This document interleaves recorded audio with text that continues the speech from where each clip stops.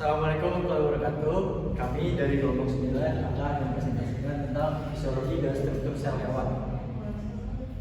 Di sini anggota kelompok ada 3, yaitu Dian Melani, Naira Zahra, terus saya sendiri Fadzaki Putra Sahed. Pertama ada pengertian fisiologi. Pengertian fisiologi hewan itu adalah cabang ilmu fisiologi yang mempelajari fungsi-fungsi organisme hewan dan cara organisme tersebut beradaptasi terhadap lingkungannya. Jadi, studi fisiologi hewan itu melibatkan pemahaman tentang proses biologis yang terjadi di indika sel, organ, dan sistem organisme hewan. Beberapa aspek fisiologi hewan yang umumnya dipelajari meliputi sistem pencernaan, sistem pernapasan, sistem peredaran darah, sistem syaraf, ekskresi, endokrin, reproduksi, dan sistem otot dan gerak. Ini ada struktur dan fungsi sel. Di sini ada yang pertama tuh ada membran sel. Membran sel semua sel eukariotik dibungkus oleh suatu membran pembatas yang disebut membran sel. Penyusun membran sel terdiri dari lipid dan protein yang dapat dilihat pada gambar di slide berikut. Di sini bisa dilihat sendiri gambarnya, ada contoh-contohnya, dijelasin juga ada di sini satu-satu. Yang kedua adalah lipid. Itu merupakan bagian yang terdiri dari 2 rantai panjang hidrokarbon monopoler atau yang bisa disebut hidrofobik, yang berikatan dengan suatu kepala peptid bulat yang bermuatan hidrofilik. Dalam membran tersebut, lipid termasuk paling stabil karena terdiri dari lapisan rapat dengan rantai hidrofobik atau yang disebut monopoler, yang mengarah ke pusat membran dan bagian hidrofilik yang bermuatan diarahkan keluar. Penampilan 3 lapis ini disebabkan oleh pengendapan osmium yang direduksi bagian hidrofilik tiap dari kedua sisi lapisan tersebut. Yang ketiga ada protein, merupakan unsur molekul utama membran 50% yang terbagi menjadi 2 golongan, antara lain protein integral yang langsung tergabung dengan lapisan ganda lipid, sedangkan protein perifer memiliki hubungan yang lebih longgar dengan permukaan membran. Membran sel memiliki fungsi antara lain sebagai penghambat yang selektif bagi keluar masuknya bahan-bahan tertentu ke dalam sel atau bersifat semi-permeabel, melindungi bagian dalam sel, dengan lingkungannya, mengenal sinyal kimia atau pengenalan, pengamatan sel, komunikasi antar sel. Selanjutnya ada mitokondria. Mitokondria merupakan partikel sferis atau filamentosa dengan lebar 0,1 hingga 0,5 nanometer yang dapat mencapai panjang sampai 10 nanometer. Distribusinya dalam sel bervariasi. Sel-sel mengandung mitokondria dalam jumlah besar, diperkirakan 2.500 dalam satu sel hati, tetapi tidak selalu dalam satu jumlah yang khas untuk sel itu. Selanjutnya ada retikulum endoplasma. Retikulum endoplasma tampak sebagai vesikel pipi, bundar atau tubuler yang sering beranatomosa satu dengan yang lain dalam suatu bentuk jaringan. Pengaturan jaringan ini sangat bervariasi antara satu sel dengan sel lainnya. Membran retikulum endoplasmik saling berhubungan langsung dengan membran yang membungkus inti sel. Membran ini tersusun dalam bentuk tumpukan sisterna bibit sejajar, terutama dalam sel yang mensintesa dan memisahkan protein. Pada retikulum endoplasma terdapat vesikel atau pemindah kecil dan membran. Komponen kedua organel ini merupakan sarana untuk pemindahan zat dari sisterna retikulum endoplasmik ke aparatus Golgi. Selanjutnya dari ribosom. Ribosom merupakan struktur atau kelompok multimolekular yang berperan sebagai pabrik untuk mensintesis protein. Ribosom dibangun dari molekul-molekul protein dan RNA. Jumlah ribosom dalam suatu sel sangat banyak dan berbeda-beda sesuai dengan jenis organismenya. Selama proses penyemahan, ribosom menempel dan bergeser sepanjang molekul mRNA dari ujung 5 sampai 3. Ribosom ditunjukkan pada gambar di slide berikut.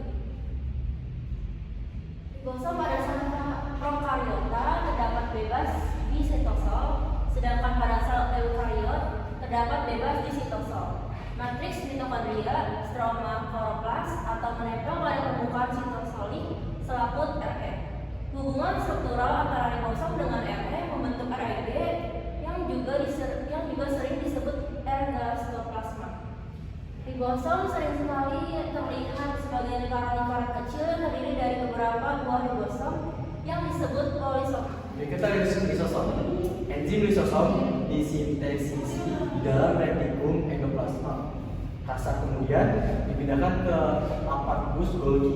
Di sini enzim tersebut diubah dan dibungkus menjadi vesikel lisosom. Vesikel kecil ini mengandung enzim tidak aktif yang disebut dengan lisosom primer. Membran lisosom primer yang bergabung dengan fagosom yang menyebabkan pelepasan enzim-enzim litik dan kemudian mereka bercampur dengan bahan yang difagositosis. Lisosom sekunder biasanya bulat dan dapat dikenali dalam mikroskop elektron yang berdasarkan matriks padat elektron yang heterogen. Golgi atau kompleks Golgi terdiri dari beberapa buah bentukan. Organel ini pada umumnya terletak berdekatan dengan inti atau nukleus dan pada sel hewan seringkali berdekatan dengan sentrosom. Badan Golgi terlihat sebagai sekelompok vesikel pipih yang bertumpuk atau sisterna dengan dilatasi perifer. Setumpuk kantong pipih atau sisterna berselaput agranular disebut dengan diptyosom. Setiap kantong pipih disebut juga saplus. Sebuah diptyosom memiliki permukaan cis-atom pembentukan yang erat hubungannya dengan daerah hubungan REG dan permukaan trans atau pemasakan. Pada sel-sel sekretoris, permukaan trans erat hubungannya dengan selaput sel. Struktur badan Golgi dapat dilihat dari gambar berikut. Bisa dilihat di gambar ini bagian-bagian dari struktur badan Golgi. Nukleus terlihat sebagai struktur bulat atau panjang yang biasanya terletak di bagian tengah sel.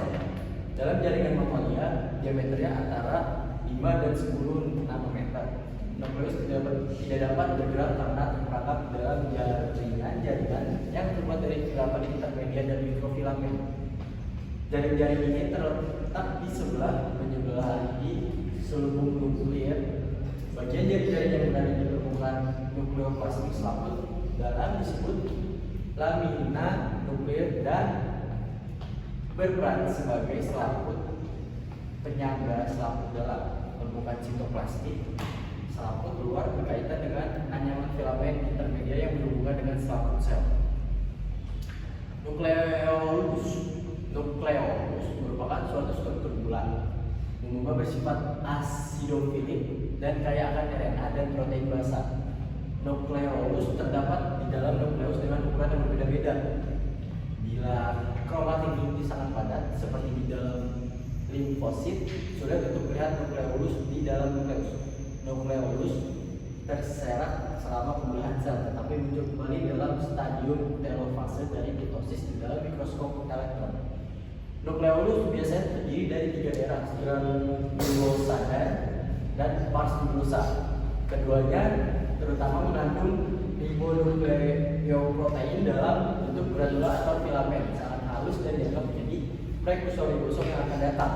Lalu satu lagi adalah pars kromosomal, terdiri dari kehamburan filamen DNA yang menembus kedua daerah lainnya. Oke, sekarang selanjutnya mikrotubulus. Di dalam matriks sitoplasmik sebagian besar sel eukariotik terdapat organel serupa batang pipa yang dikenal sebagai mikrotubulus. Pada umumnya memiliki diameter 24 cm yang terdiri dari suatu bibit sel padat setebal 5 cm dan intinya kurang padat. Mikrotubulus memegang peran penting dalam perkembangan dan pemeliharaan bentuk sel karena mikrotubulus mempunyai orientasi yang tepat baik untuk menyebabkan perkembangan atau untuk mempertahankan suatu asimetri sel tersebut. Selain itu juga berperan penting dalam transport intrasel organel lain dan memberikan dasar untuk beberapa organel sitoplasmik yang kompleks meliputi sentriol, sisila, dan flagel. Sekian dari kelompok kami, kurang lebihnya mohon maaf. Wassalamualaikum warahmatullahi wabarakatuh.